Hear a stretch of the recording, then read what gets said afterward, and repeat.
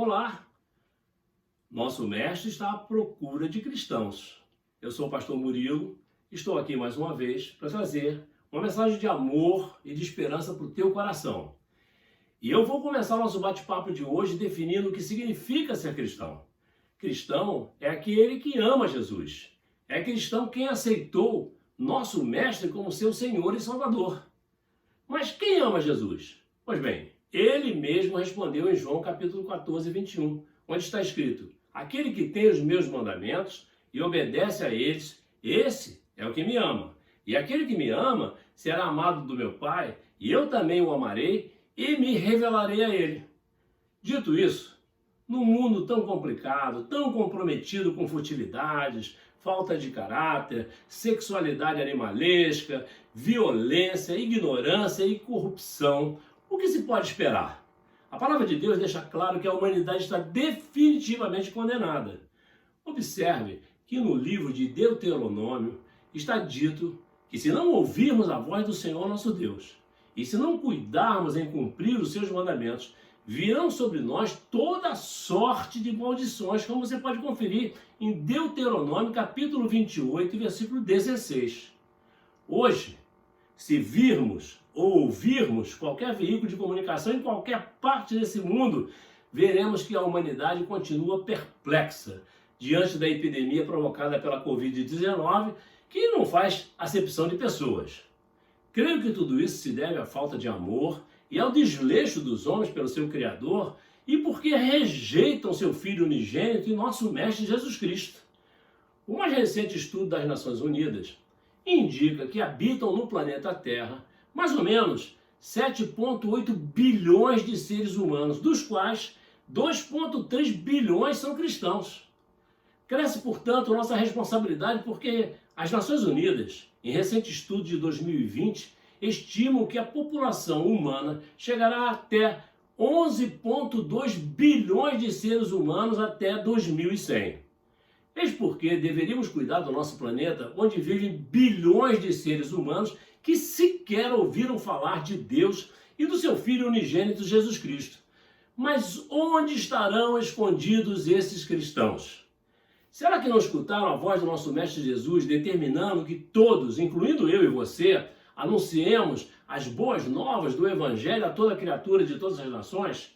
Confira comigo na sua Bíblia em Marcos capítulo 16, versículo 15, onde está escrito: e disse-lhes: ide por todo o mundo e pregai o Evangelho a toda criatura. Meu irmão, minha irmã, o apóstolo Paulo esclareceu essa ordenança de Jesus quando disse em Romanos capítulo 1, versículo 16, onde está escrito: porque não me envergonho do Evangelho de Cristo, pois é o poder de Deus para a salvação de todo aquele que crê, primeiro o judeu e também o grego.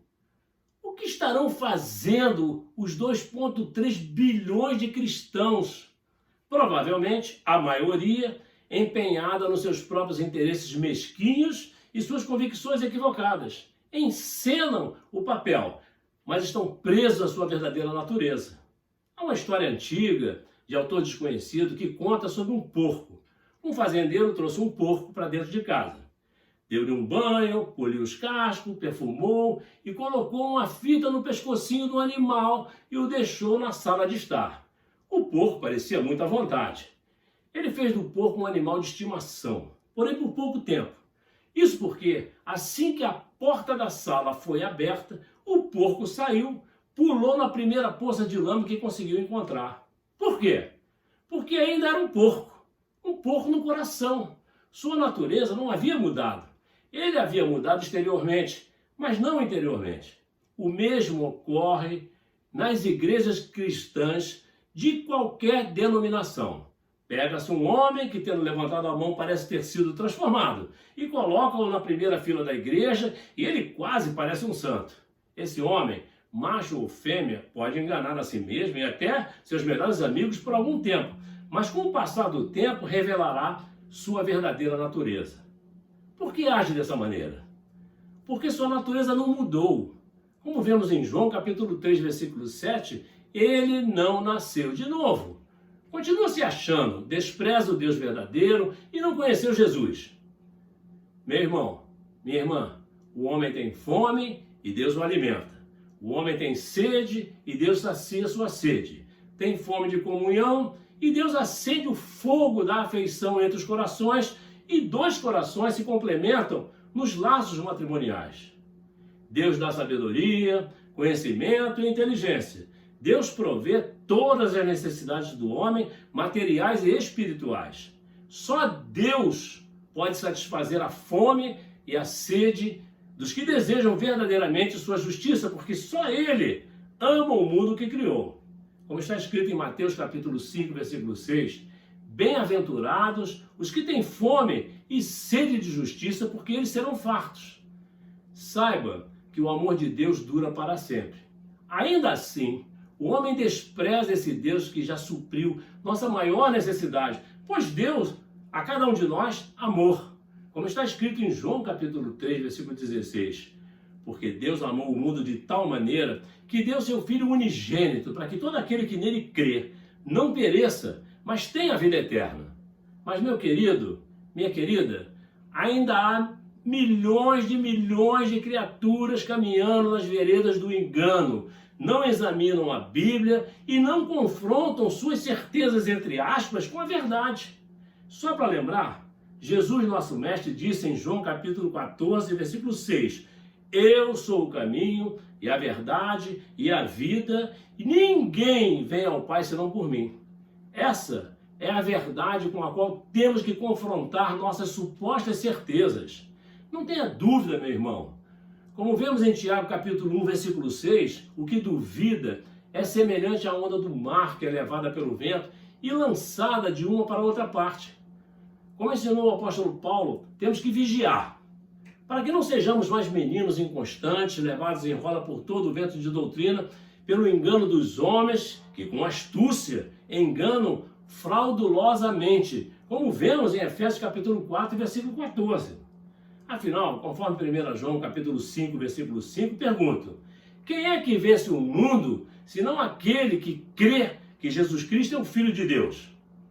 Como acabamos de ver em Tiago capítulo 1, versículo 6, o apóstolo compara um coração duvidoso às ondas do mar, levadas de uma direção a outra pela força do vento. O pensar deveria ter por base o concreto, e este deveria ser distinto de tudo quanto era tido por verdade. Fé não se encaixa nesse ideal, consequentemente, minimiza-se Deus. Eis aqui o conflito que perdura por séculos e que fez fé e razão se tornarem opositoras. Ciência quer provas concretas. Fé se fundamenta no impossível ou no invisível.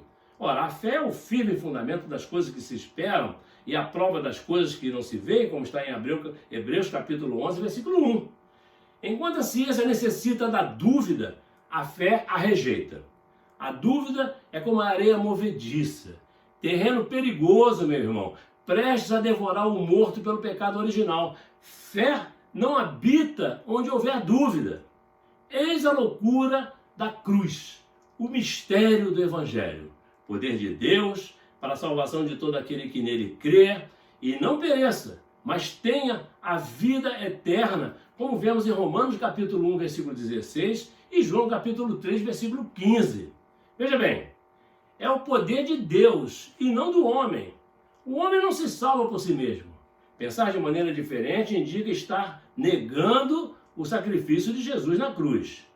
E para que não haja qualquer dúvida, desejo deixar claro que minha fé e pregação estão fundamentadas na cruz e em Jesus ressuscitado, porque a palavra da cruz é loucura para os que perecem, mas para nós que somos salvos é o poder de Deus, porque está escrito, destruirei a sabedoria dos sábios e aniquilarei a inteligência dos inteligentes. Onde está o sábio? Onde está o escriba?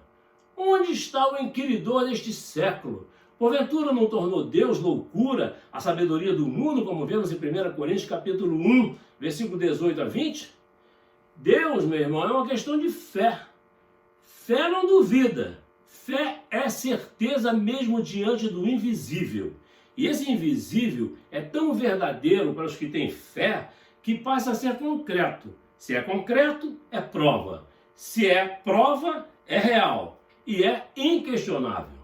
De fé em fé se descobre a justiça de Deus, porque está escrito que o justo viverá pela fé, como está em Romanos capítulo 1, versículo 17. Viver pela fé significa ser elevado acima do possível. Fé é um universo eterno onde habita o coração dos crentes. E esse coração convive com a graça divina e recebe também do que é divino.